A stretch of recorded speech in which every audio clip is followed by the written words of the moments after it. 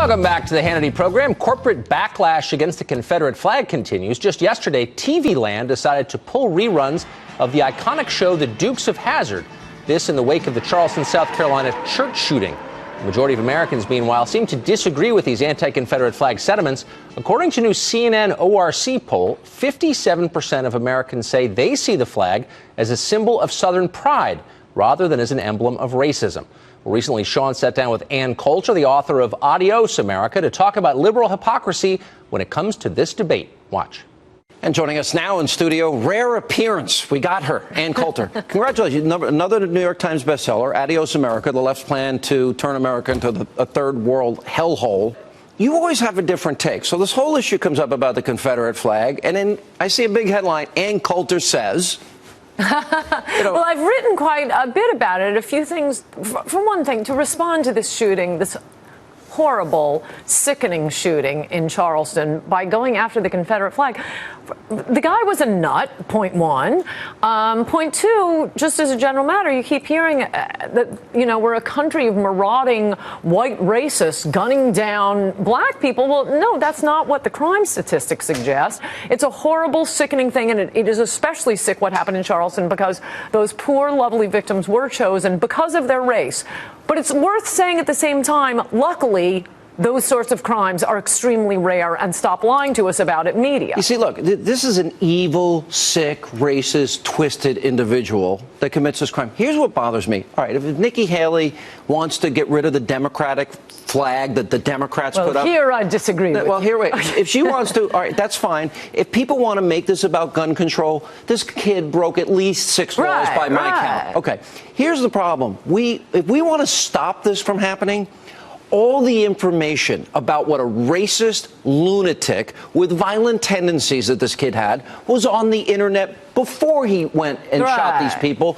We don't have law enforcement looking for these people. That's a problem. They're telegraphing what they're about to do. Well, even if they find them, there's nothing they can do because of the deinstitutionalization movement. I mean, this guy, they all have the same haircut, the faraway stare. They're all males in their 20s. They're loners. They have a manifesto. Starting with the Virginia Tech shooter, going, right up to, Lanza and Loeffner and James Holmes, and the one in Santa Barbara last summer. I mean, all of the markers are exactly the same. So, yes, of course, it has nothing to do with gun control. And it has nothing to do with the Confederate flag. If we're banning symbols that remind us of slavery, we ought to be banning the Democratic Party, which fought for slavery. I had a Hannity history lesson last week, which you missed. Well, it's all in my book, Mugs. And Republicans have a very proud history. We're the ones who had to send the radical Republicans down to force Democrats to stop discriminating against blacks. The Ku Klux Klan was originally formed to fight Republicans, and then they branched out into black people. The Confederate flag, Mississippi voted on the Confederate flag. They have it.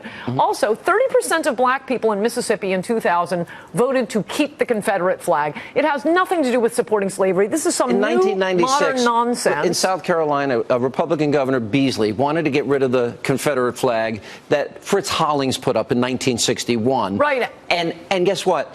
He was voted out of office the next time. Right. And the NAACP supported the flag staying there at the time in 1996. Yeah, no, this is a modern idea. What the Confederate flag stands for is not slavery. In fact, the Democratic Party and the American flag stand more for slavery than the Confederate flag did. The flag we're talking about was the battle flag. It didn't fly over any Confederate buildings. It was taken into battle, and anyone who is at all familiar with military history will notice that the South is rather overrepresented in the heroic annals of American military history. It's about the proud warrior culture of the South, both blacks and whites. I'd also say that about our Civil War, it was an unbelievable way to end a civil war. Other countries have had civil wars, but the deal made was, and I mean, they were fighting to keep these people in the country. What are you going to do? Kick them out now to punish them for trying to secede? Usually civil wars don't end so well. You'll have guerrilla warriors. They'll still be fighting. It goes on and on and on. The two sides never come together. Here, it did come together because the deal made was the South gives up and the North honors their brave and tremendous fighting. As I have said before, man for man, the Confederate Army was the best military force to ever take a field. When President Lincoln found out that the South had surrendered, he went out on the White House lawn and played Dixie.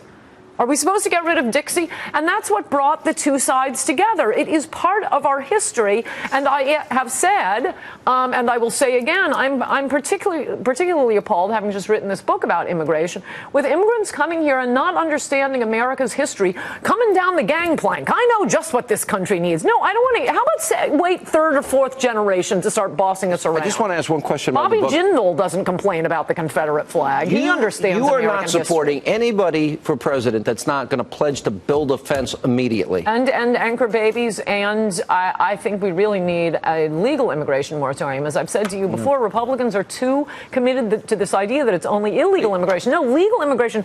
Post-79. Are you going on a book tour anymore?